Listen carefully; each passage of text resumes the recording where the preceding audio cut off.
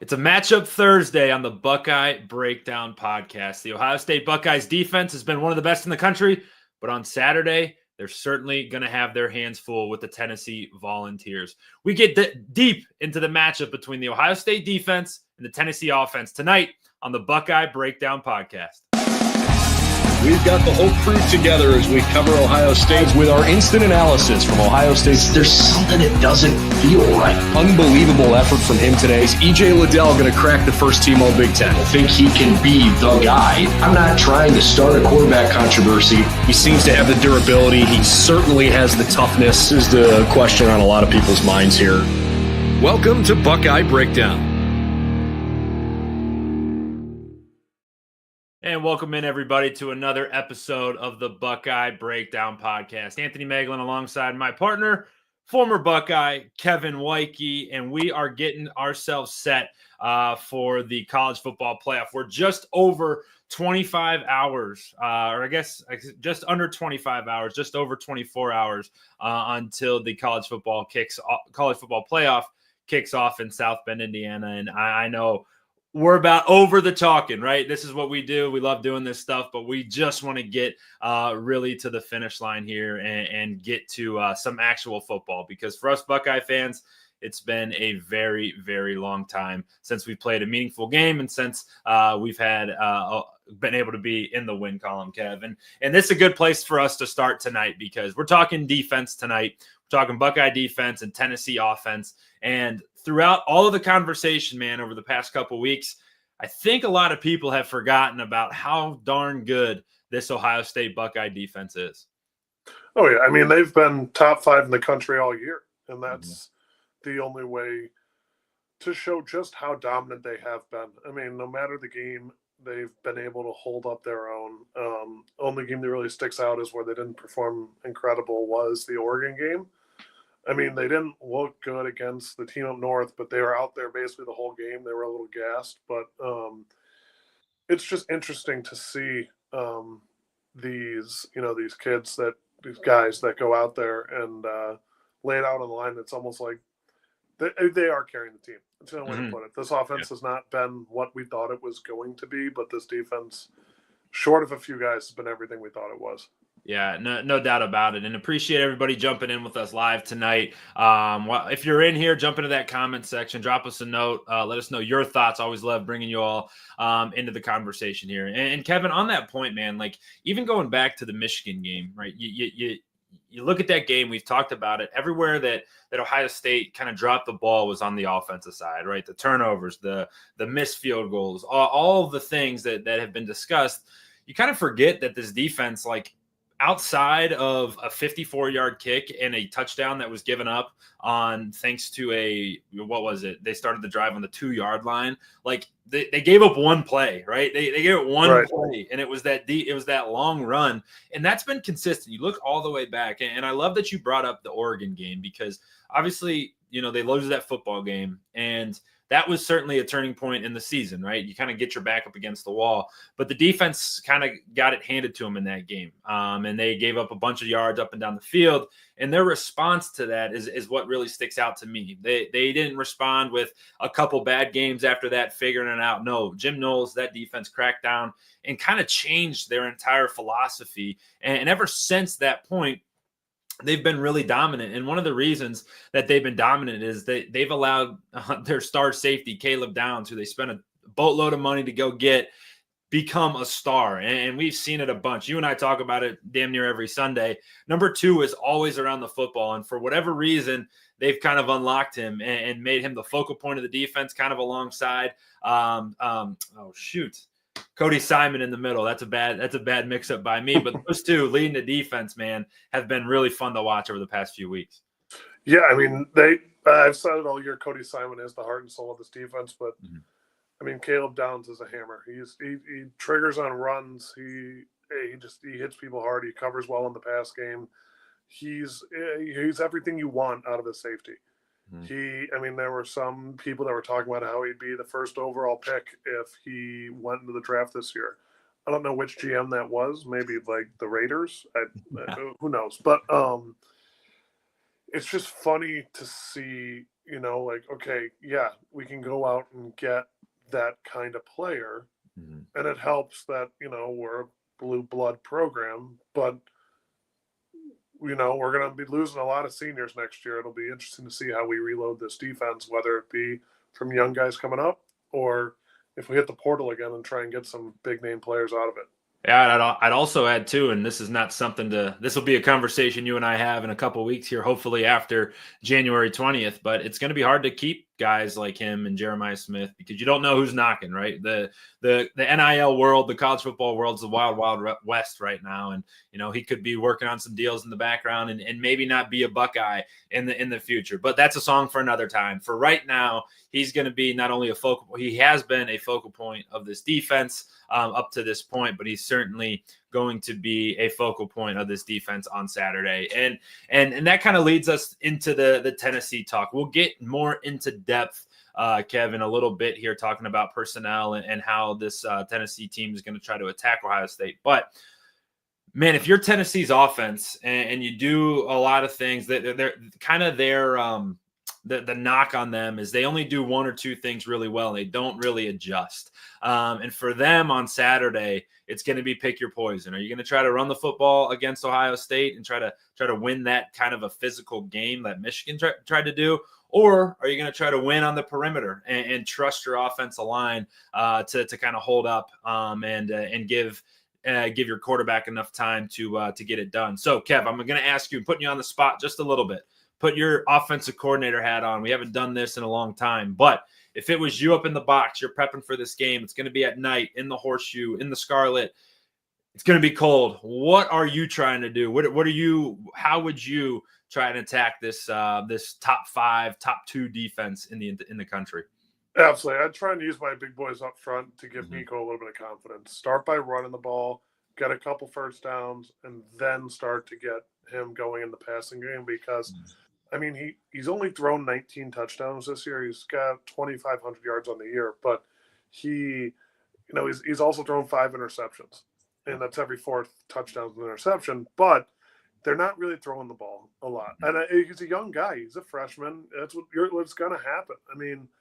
I think he signed with Florida or Florida State, and then just instantly transferred. He got a bag too. What was wild is he signed with them and then instantly went the other way. But the real player of this is Dylan Sampson. Yeah. And I'm going to utilize him as much as I can because you want to put it on your workhorse because that's something that they really, when it comes down to it, you want to get him going because the 2 losses they had this year, he was definitely a focal point. Yeah, and it's funny because when you think of Tennessee, you go back 5, 6, 7 years and you start thinking about the Josh Dobbs era down there, Hendon Hooker, and these quarterbacks in this offense, and their receivers, Jalen Hyatt, Cedric Tillman, like these guys were just bombs over Baghdad, like take off, throw the ball down the field, like shots. And when you think and you see the power T come to town, and you see that it is a beautiful color, orange, man. I do love it. I know it's one of your, I know it ranks highly. It ranks highly on your orange power rankings for sure. But this is a different type of Tennessee offense, right? This isn't going to be one where they're going to try to rip it over your head all game long. They are kind of built from the ground up. There's a few reasons for that. But when you're talking about that, I think that plays right into the hands of Ohio State because I think the strength of this Buckeyes team is in the interior. Ty Hamilton, Tyleik Williams inside, JT and Jack on the edges, and then Cody Simon, Sonny Styles, and holy cow, Caleb Downs coming down and making plays in the run game. I think it's going to be strength on strength. It's going to be Tennessee's run game and Ohio State's run defense kind of going at each other, and it's going to be kind of one of those best man wins type of situations, in my opinion. Oh, 100%. In the 2 losses they had, I think he had 100 against Georgia and 140 against Arkansas. Now, the Arkansas game, they drove it down. Nico had a freshman moment. They probably should have won that game. Mm-hmm. The Georgia game, they got bullied up front every which way possible by their offense and by their defense. And, Nico threw for 170 that game. I think Sampson rushed for 100 yards with a touchdown. Their leading receiver was their tight end with 45 yards. Like, that shows how much they really clamp down on defense. And Georgia's defense has been very good this year, but I think that it's evident so is Ohio State's. Yeah. So I think the key to the game is get going on offense and try to get them behind the sticks and put the ball in Nico's hands. Yeah. Force him to make plays. Yeah, and I think that's what Ohio State's going to really try and do because I honestly think that would be what Tennessee wants to get to. And I think they want to get to in an advantageous situation. I think for Ohio State, you want to stuff the run and put them in really tough throwing downs. I think for Tennessee, it's like, hey, we want to stay above the sticks because I think the one area of concern for this Ohio State team is their cornerbacks. It's Davison Igbinosun and it's Denzel Burke. These are two guys who, Denzel Burke specifically, I've said it once, I'll say it a million more times. He was like my favorite player on this team last year because he was like that emotional voice. He was that leader on the field. And I thought he was that lockdown type of a cat. And he comes back for his senior year for all the right reasons. And it's been really a disappointment for him.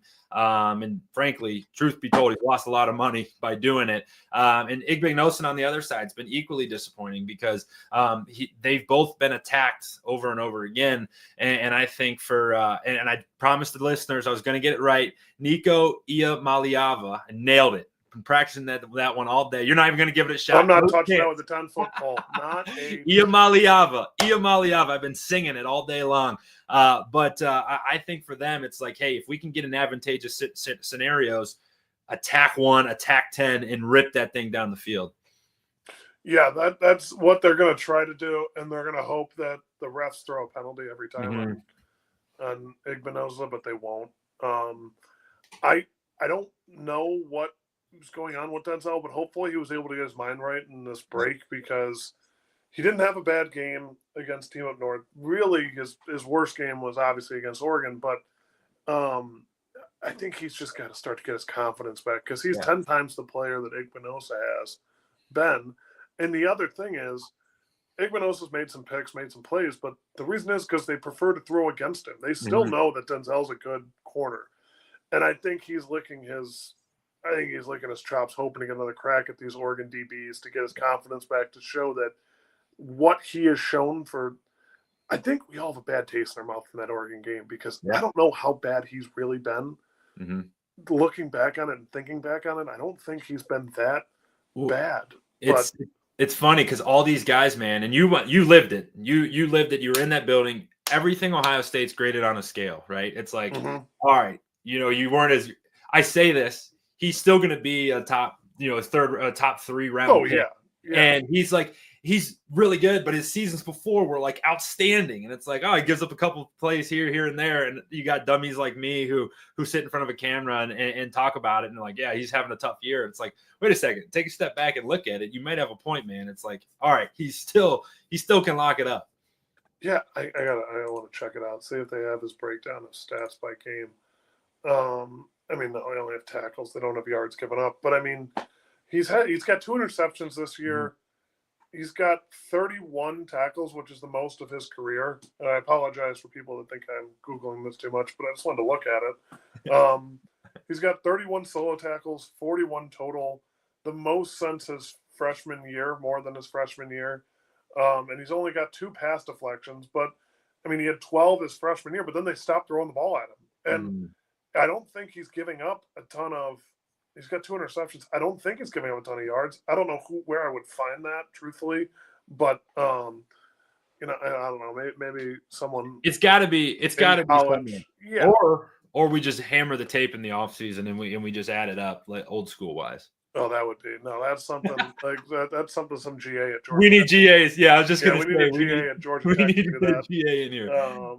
We can't be doing that ourselves. But you bring up a good point though, and I'm just going to throw this comment up, Mr. Bucknuts. Always appreciate you jumping in with us. You're in here darn near every show. But maybe and Nico maybe he does throw 2 picks, but you talked about it. Like he's not prone to interceptions, but he will throw one. And this feels like to me, Kev, that this game could get into a situation where like it could become a rock fight-ish, like if Ohio State's struggling to move the football and you're going to need a big play. And it's like, all right, if you're dropping back and throwing it, it's not only Igbinosun or Denzel Burke. It now becomes Lathan Ransom. It becomes Jordan Hancock. It becomes Caleb Downs. Like, which one of these guys who you're on the best defense in the country, you've done all the things, you've got all the accolades, if you will, who's going to make that big play if Tennessee is going to start trying to throw the football? I think that's going to be a fun thing to watch.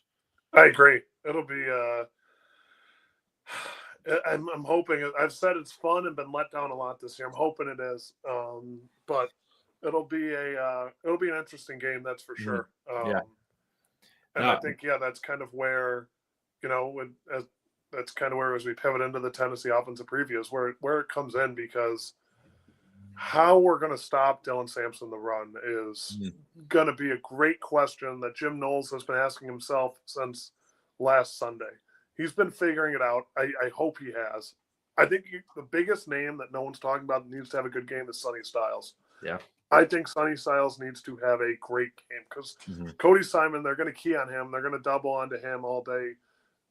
It's going to be Sonny who's going to have to step up and make some plays. And I've been saying it all year. Another person that somewhat let me down this year is Sonny Styles. He played safety last year. I thought moving into to linebacker was going to be the better move. I don't know. It's not like he's having a bad year. It's just I expected so much more. Like, it makes me wonder, like, would C.J. Hicks be better in there than him? But I don't know. I think Sonny's great. Sonny be the best player on any other defense in the country probably, but not on ours. Yeah. And that's where the question mark comes up.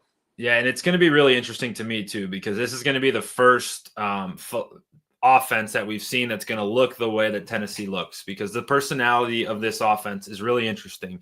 If you haven't watched the Tennessee game in the past 5 years, you're living under a rock. But what they're going to do is they're going to put their two outside receivers on the sidelines. They're going to be outside the numbers. They're going to be way the heck out there. And then their slot guys are going to be 3 yards inside of that. They're going to have these 2x2 sets that nobody's even on the hash. And the reason they do that is they spread your defense out. If you don't respect it, their receivers are all big body guys. We'll get into them here in a little bit. They can block on the outside and they can make both the quick throw and the deep ball. But also, if you do respect it, you move your box defenders out a little bit. They can run the football. And we talk about Dylan Sampson and being the key cog, and certainly he carries the rock, and he's been having an incredible season. But what I think is more important is this offensive line. This is a group full of just total road graders, man, like massive cats. They average 6'5", 324 across the board. I'm going to read it to you. Left tackle to right tackle. It's Lance Hurd at left tackle, 6'6", 340. Andre Carrick, 6'6", 314 at left guard. Cooper Mays, their center. Now, this is insane. Their center, 6'4", 310. Their right guard, Javontes Sparagus. I was a guess there. I don't know if that's correct. But he's 6'3", 330. And then John Campbell Jr., their right tackle, is 6'6", 330. Like, their bookends are 6'6", 330 plus. Like, these are massive dudes who, if they get their hands on you, you're dead. And if they spread everything out and they got advantageous boxes, you get a 5 or 6 man box. It's going to be really hard for this Ohio State defense to continually stop the run all game long. I agree. No, it's it'll be tough. These are some big, like you said, they're big bodies. I mean, you've guards built like tackles on this offensive line, and you even have a center built like a tackle on some teams that we played and that they played this year. Like, that's why Sampson's having the year he's having, is these guys up front, and it's incredible to kind of think about. Like, that's just it. It's a massive group, especially from what we're used to seeing on our side of the ball, where we've obviously had some of those injury struggles, and that offensive line for us has become really patchwork. This group has been really stout, really strong all year long. And if you're Ohio State, what you want to do is force this game to be a passing game, right? You want Nico Iamaleava to be in charge, have his hand on the trigger, because this is going to be his biggest environment, right? This is a true freshman, and he is built like a shooting guard in basketball. He's 6'6", 215. He actually is unbelievable athlete. He was a stud volleyball player actually coming out of high school and chose to play football, obviously, here. But on the year, you've seen like these, like it's been such a freshman year for him, like these high highs, these low lows.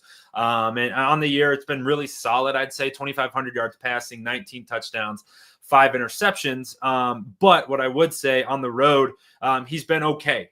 He's completing just over 63% of his balls. He's got less than 1,000 yards passing, 7 touchdowns to 3 interceptions. And it's been kind of equal-ish home to road splits. And, you know, frankly, in some of his big games, the biggest one against Georgia, he didn't play his best, was 20 of 33 for 167, no touchdowns, no picks. But that leads me to believe that, hey, if you put the rock in his hands and make him go try to beat you, it's going to be really, really hard because this is an 18-year-old kid in the biggest environment of his life. He's from Southern California. He's never been in 20-degree weather, especially with these kind of stakes on the line. Yeah, I mean, like I said, he's had some freshman moments this year, and I'm hoping that this is another one. I mean, there's a lot of people that will be playing in this temperature for the first time that are playing for Tennessee, that are from down south, that have never played a game in this cold of temperatures. And it showed a little bit against Indiana and Team North because we have some guys that are like that. Like, I don't think Caleb Downs has played in a game like that. And it just takes a little bit of wear and tear. It takes a little bit of getting used to run a play, to run in a game like that. It just does. And the beauty of it is our guys have a couple weeks have felt that. Yeah. These guys haven't. Right. That's what it is. And it's funny because it's going to be cold. Like, it's funny because everyone talks about how this weather is going to be an advantage, and you don't really think about it. And we're all from Ohio now, so we know 20-degree weather, but just go walk outside tonight, man. It's bitter cold. And it is what we got 34 degrees, man. It's going to be nippy on Saturday night. And it's certainly going to play a factor in the game. All right, just a couple more guys to just kind of stand out here, and it's that wide receiving core. I talked about these guys being big body cats. Dante Thornton Jr., he's their touchdown leader. He's truly their yards leader too. 25 catches, 647 yards, and 6 touchdowns. He is their big play guy, averaging 25, almost 26 yards a catch. He stands at 6'5", 214 pounds, so he's massive. He wears number 1, so you can't miss him. And then on the other side, Brew McCoy is just a touch shorter than he is. He's 6'3", 230, kind of built a little more stout. He's got 35 catches on the year for 432 and 2, more of that possession receiver. And then their slot guy, Squirrel White. Yes, his name is Squirrel White. That's certainly a handful or a mouthful there, but he definitely sticks out like a sore thumb. He's 5'10", 167. He's much smaller than the other guys on the outside. 33 catches for 364. 2 scores. They try to mix him up. He was incredible last year. He certainly had a down season this year, but all of those guys can go, and you got to be alert for all of them. They can all take the top off of the defense here. So, Kev, we talked about a lot of this. We talked about the matchup, how Ohio State's going to fare, all of those things. When you're looking at it, it gets to Saturday night. It's 8 o'clock. That ball's kicking off in the air. What are you looking at? What are some keys to victory for this Ohio State defense? I think get the ball into Miles Kitselman's hands. He was the leading receiver against Georgia. That's what we need is to force Nico into dump offs and into short passes, and have Sonny Styles or Cody Simon make the play for a short gain of yards. We want to get them. The key, in my opinion, is getting them behind the sticks. Yep. Because they're going to run the ball, and they're going to run it a lot, and they're going to run it pretty heavily down our throats if we let them. Mm-hmm. And because that's more or less what the team up north did against us. Yeah. I mean, that's where a lot of these guys are going to have to bow up and realize what they're in for. I think the Team North's offensive line is better than this one, but I think these guys are evidently bigger, and Sampson's numbers speak for themselves. This kid's good. He's not. I mean, it's just he's a big body kind. He's 6 foot, but he's 5'11", basically. So maybe he's 5'8". I don't know. Hey, no. 5'11" guys, they're all 6 foot. On the roster, 5'11", not a chance. Roster 5'11". I know these things. Not You'll never find a roster that or a program that I was in that I'm listed under 6 foot, and I know that for a fact. Yep. And then he's got 200 yards, or 200 pounds on him. He's a good running back. He's just, that's what he is. He's quick. He's fast. He can hit the corner and get around it. It's just going to be a matter of playing sound defense to keep them behind the sticks, because if we can get them on 3rd and 7, 3rd and 8, I think that's where Nico has to make a play, and I'd rather have Nico making the play than Sampson. Yeah, I totally agree. My key to victory is win first and second down, right? And first down more importantly than second, because if you win that, just imagine this, right? Tennessee gets the football, 1st and 10 on the 25-yard line. They receive the opening kick, and you win first down. Now it's 2nd and 10, and they're dropping back, right? And that place is rocking. It's going to be really, really hard to play quarterback in that environment. So if Ohio State can win first down and, like you said, stay ahead of the sticks, I think it'll make life really, really challenging for Tennessee. And on the flip side of it, dude, if they watched that Michigan game, which obviously they did, they just stick to it. Like, that's the one thing about this. If they're going to stick to the run, they're going to, as Ohio State. So, hey, if you win a couple possessions in that first half and the second, even into the third quarter, you got to stick with it, because it's one play. You're one play away from springing it, and Sampson's a guy who can certainly pierce you and take you the distance. So going to be really, really exciting, Kev. We're almost finally here. It's going to be so cool. So this is going to wrap up our live shows this week. So Kevin, before we get out of here, any final thoughts before we head into just an unbelievable football weekend, start to finish? Yeah. I think you got some great games. I think you got some other games. I think you are focusing on us, because that's what people want to hear when they come to our channel. We're going to need our offense to get going. We talked about it on Tuesday. That's where it comes in, and you're going to see Chip Kelly and Ryan Day. They have two options here, because there's going to be a lot of pressure on them. Either they turtle, or they say bring it on and take the pressure off them real quickly by hitting some over the tops. Throw the ball, please. Our offensive line is not in any capability to be running the ball. It seems evident. If we're going to run the ball, get it outside the tackles, force these guys to make tackles in space. We're going up against a really, really good defensive line. That's where the team will be. That is the heart and soul of this entire Georgia team, or this Tennessee team, I'm sorry, is that defensive line, similar to team up north. So I just think that focusing on ourselves, we're going to need to play our best game for the next 4 weeks, because we have a tough team against Tennessee.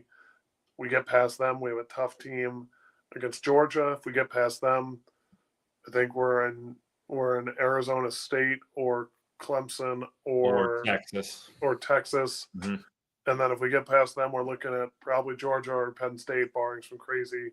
And I know Penn State knows what they did wrong against us and what they're looking to do. So it'll be an interesting season, or it'll be an interesting postseason, that's for sure. It's going to be fun, man. There's so much football left to be played. We get so excited, and then you're like, holy cow, there's a 4-game season kind of on the end of this. And Kev, we got to pull one up here. Looks like we got our first Tennessee Vol in the comments and watching. Richard, thank you for jumping in. Yes, we got a Go Big Orange in here. We don't support that, but we do appreciate you jumping in wherever you're jumping in from. And everybody who was in here tonight, thanks so much for joining us as we break down the Ohio State defense versus the Tennessee offense. If you like some of this content, there's so much more of it on our page. So hit that subscribe button, hit that like button if you like what we're doing, and let us know what you think, because we do appreciate. We read all the stuff, all the comments, so we do appreciate you hanging out with us. For all of our written content, head over to our website, si.com/college/Ohio State. Our team's working really hard to give you a bunch of content as we lead up to the first ever 12-team college football playoff. And Saturday is going to be just an awesome day of football. You're going to have 3 college football games, 2 NFL games. They all go back to back to back. So you got a noon kickoff in Penn State. You got the Chiefs I forget who the Chiefs are playing, but they play at 1 o'clock. Then you got the 4 o'clock kickoff between the Texas and Clemson, along with the Ravens playing the Bengals, I think, or something like that. And then you got our game at 8 o'clock. It's going to be awesome. Kev, what are you doing on Saturday? Are your feet going to be kicked up? Are you going to be out with friends? How are you watching this this football Saturday that it's going to be? Still deciding. I just got a text today from a buddy who did ask me to head over to his parents' house, so I might be doing that. Just kind of depends. So yeah, it'll be it should be a fun Saturday of football, that's for sure. But I will be very, very locked in on Saturday night, that's for sure. I don't really care about the Ravens, Bengals. Like there's some people that care about the NFL. I don't care. They're both terrible.